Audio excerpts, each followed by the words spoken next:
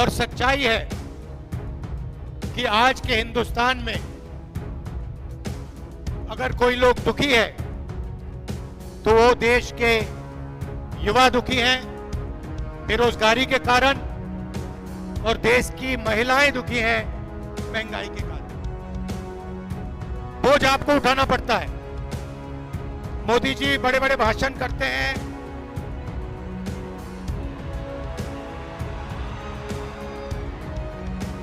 कभी सी प्लेन में चले जाते हैं, कभी समुद्र के नीचे चले जाते हैं, मगर बोझ आपको उठाना पड़ता है। जब पेट्रोल का दाम बढ़ता है, डीजल का दाम बढ़ता है,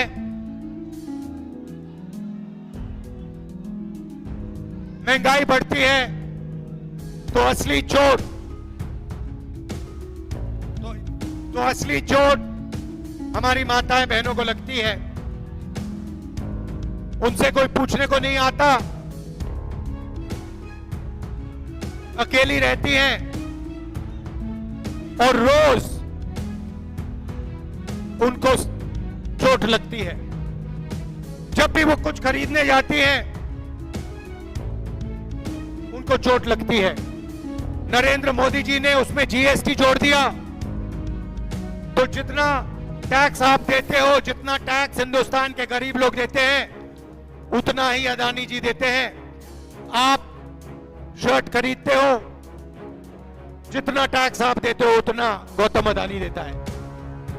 ये पूरा टैक्स का जो ढांचा है हिंदुस्तान के गरीब लोगों से पैसा लेने का तरीका है। सही बात है। आप देखिए, अदानी जी अरबपति है, प्राइवेट हवाई जहाज में 24 घंटा उड़ता है, धारावी की उसको जमीन दी जा रही है, 1 लाख करोड़ रुपए की जमीन उसको दी जा रही है, और जितना टैक्स आप देते हो उतना ही वो देता है।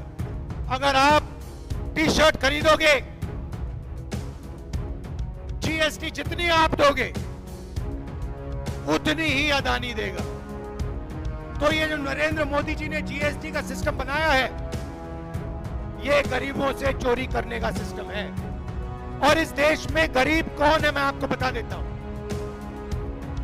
8% आदिवासी, 15% दलित, 50% पिछड़े वर्ग के लोग, 15% अल्पसंख्यक माइनॉरिटी के लोग।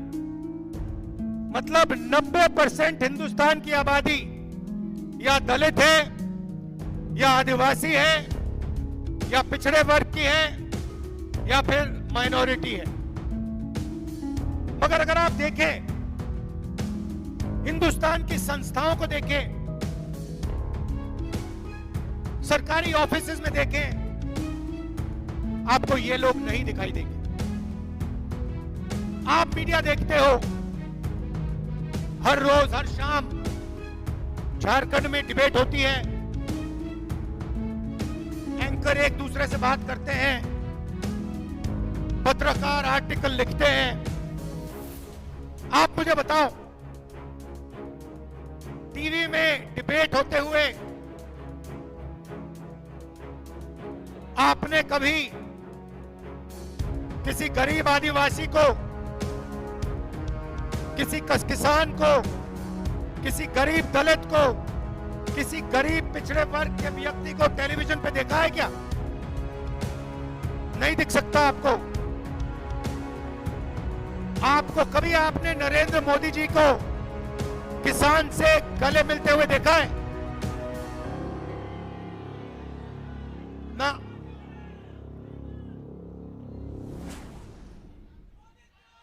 एक बार मैंने देखा नरेंद्र मोदी जी को, वो तारों के पीछे, बार्ब्ड वायर के पीछे 10-15 गरीब बच्चे थे, झिझक के नरेंद्र मोदी जी उनके हाथ पकड़ रहे थे। हिंदुस्तान का प्रधानमंत्री गरीबों के पास जाता ही नहीं है। वो जाता ही नहीं है। किसानों के पास, आदिवासियों के पास, दलितों के पास, पिछड़ों के पास वो कभी नहीं जाते हैं।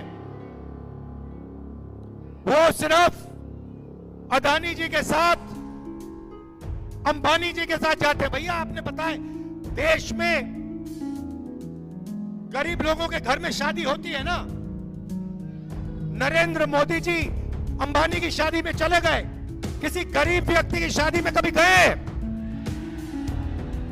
क्योंकि वो उनके हैं, वो आपके नहीं हैं। ये सच्चाई है। वो अरबपतियों का काम करते हैं। अब देखिए, जीएसटी का पैसा आप देते हो, आपके जेब से निकलता है और वो हिंदुस्तान की सरकार के पास जाता है, लाखों करोड़ रुपए। उसके बाद वो पैसा बजट में बंटता है। बजट को कौन बनाते हैं? 90 अफसर हिंदुस्तान के बजट को बनाते हैं। और झारखंड में जो पैसा बंटता है, यहां भी 70-80 अफसर उसको बांटते हैं। तो मैंने पता लगाया इन 90 अफसरों में जो हिंदुस्तान के बजट को बांटते हैं, इन 90 अफसरों में दलित कितने हैं, आदिवासी कितने हैं, पिछड़े वर्ग के कितने हैं, यह मैंने पता लगाया। आप हैरान हो जाओगे। आदिवासियों की आबादी 8% और हिंदुस्तान के जो बजट को बांटने वाले 90 अफसर हैं, उनमें आपका आदिवासी एक अफसर है, उसको पीछे बैठा रखा है। और अगर हिंदुस्तान की सरकार 100 रुपए खर्च करती है तो आदिवासी अफसर 10 पैसे का निर्णय लेता है। आपकी आबादी 8%, आपकी भागीदारी 100 रुपए में से 10 पैसे।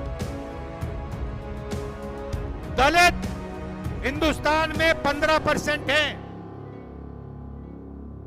90 अफसरों में से 3 अफसर दलित। 100 रुपए खर्च होता है तो 1 रुपया दलित अफसर निर्णय लेते हैं। पिछड़े वर्ग कम से कम 50% हैं।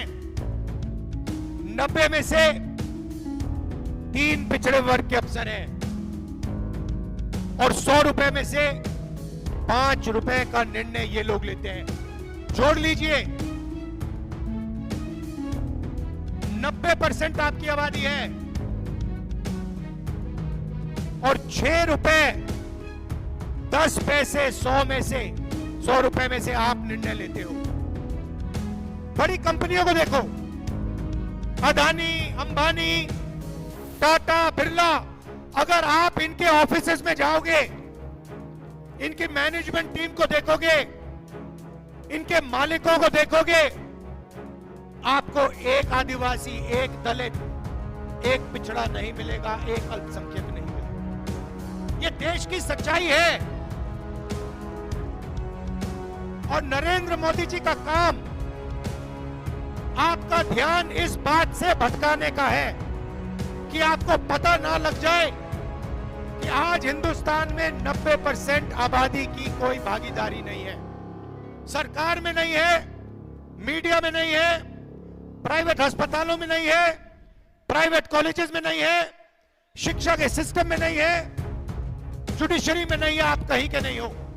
अगर पिछड़ों को ढूंढना है, दलितों को ढूंढना है, आदिवासियों को ढूंढना है, मजदूरों की लाइन में जाओ, दलित, पिछड़े, आदिवासी लोग आपको मिलेंगे।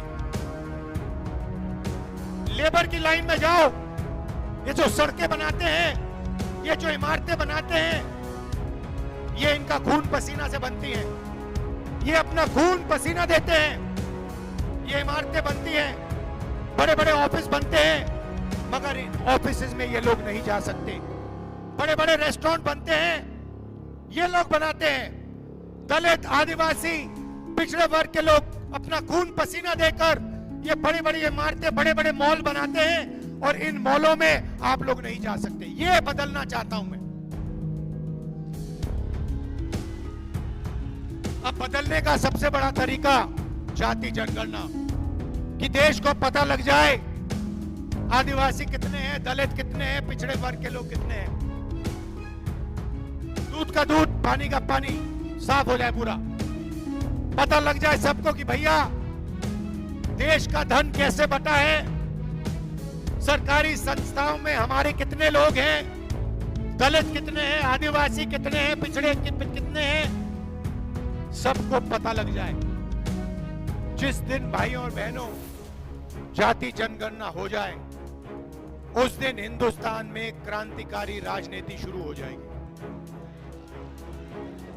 और मैंने साफ कह दिया, पार्लियामेंट हाउस में मोदी जी के सामने कह दिया, मोदी जी आप जाति जनगणना को रोकने की कोशिश कर रहे हो। मैं और कांग्रेस पार्टी और इंडिया गठबंधन देश को वायदा देते हैं, पार्लियामेंट में, लोकसभा में वायदा देते हैं कि हम जाति जनगणना इसी लोकसभा में पास करवा के दिखाएंगे। और ये जो 50% की दीवार बना रखी है, रिजर्वेशन की दीवार बना रखी है, इसको हम तोड़ के इसको हम परे कर देंगे। रिजर्वेशन को हम 50% से ज्यादा कर देंगे। झारखंड में तो हमने कह दिया है, झारखंड में हमने कह दिया है आदिवासियों को 26% से 28% रिजर्वेशन हम बढ़ा के दे देंगे। दलितों को 10% से हम 12% कर देंगे और पिछड़े वर्ग को 14% से हम 27% रिजर्वेशन दिलवा देंगे।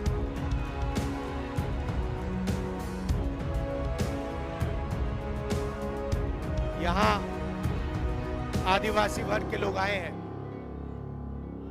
हम आपको आदिवासी कहते हैं, बीजेपी के लोग आपको वनवासी कहते हैं। आपने सुना है ना, वो वनवासी कहते हैं, हम आदिवासी कहते हैं। आदिवासी का मतलब वो लोग जो इस धरती के, इस देश के, इस जंगल के, जमीन के, जल के पहले और असली मालिक थे। ये है आदिवासी शब्द। आदिवासी मतलब पहले मालिक, तो पहले रहते थे वो आदिवासी। आदिवासी शब्द के पीछे एक सोच है, अगर आप पहले मालिक थे तो जल, जंगल और जमीन का अधिकार भी आपको मिलना चाहिए, का फायदा भी आपको मिलना चाहिए। बीजेपी आरएसएस के लोगों ने नया शब्द बनाया, वनवासी। वनवासी का मतलब वो लोग जो जंगल में रहते हैं।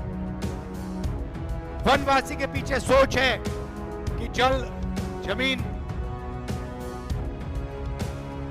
जंगल का अधिकार आपको ना मिले, जो आपका है वो आपसे छीन लिया जाए और आपको जंगल में रखा जाए और आस्ते आस्ते आस्ते आस्ते आस्ते आपसे जंगल छीनते जाते हैं, छीनते जाते हैं, छीनते जाते हैं। अंत में आपको वनवासी कहेंगे और हिंदुस्तान में जंगल ही नहीं बचेगा। फिर आपसे कहेंगे भैया आप तो जंगल में रहने वाले लोग हो, अब तो जंगल ही नहीं बचा, अब आप जाके भीख मांगिए। ये इनकी सोच है। हमारी सोच, जल, जंगल, जमीन आपका, पहला अधिकार आपका, जल, जंगल, जमीन का फायदा आपको जाना चाहिए। अगर धन जमीन से, जंगल से, जल से बनता है तो वो धन आपको भी मिलना चाहिए। ये कांग्रेस पार्टी, इंडिया गठबंधन की सोच। इसीलिए मैनिफेस्टो में हमने आपके लिए गारंटीज दिए हैं और भाषण की शुरुआत मैंने महिलाओं से की थी, तो मैं आज आपको कहना चाहता हूं कि अगली झारखंड की सरकार, कांग्रेस पार्टी जेएमएम की सरकार एक ऐतिहासिक काम करने जा रही है। झारखंड की महिलाएं, आप तैयार हो जाइए, आप रेडी हो जाइए, क्योंकि चुनाव के एकदम बाद खटाखट खटाखट खटाखट हमारी सरकार हर महीने, ये देखिए मुस्कुरा रही है, हमारी सरकार हर महीने आपके बैंक अकाउंट में 2,500 रुपए खटाखट खटाखट खटाखट अंदर। महंगाई की चोट आपको लगती है, सरकार का फायदा भी आपको पहुंचना चाहिए। 2,500 रुपए हर महीने आपके बैंक अकाउंट में ठकाठक ठकाठक ठकाठक। 1 तारीख को आप जगोगी, जनवरी, फरवरी, मार्च, अप्रैल, मई, जून, बैंक अकाउंट चेक करोगी, 2,500 रुपए अंदर। उसके बाद गैस सिलेंडर 450 रुपए का,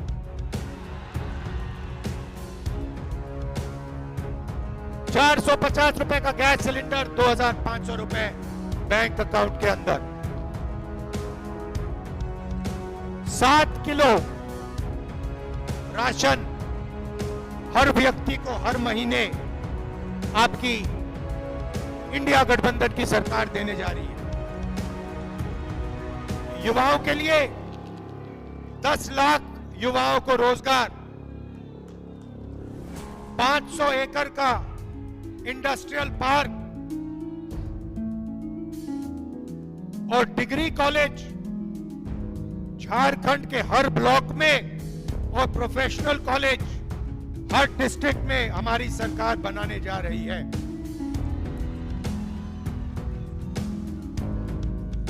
किसानों के लिए धान के लिए मिनिमम सपोर्ट प्राइस, आज आप 2,400 रुपए प्रति क्विंटल धान खरीदते हो। चुनाव के बाद इंडिया गठबंधन की सरकार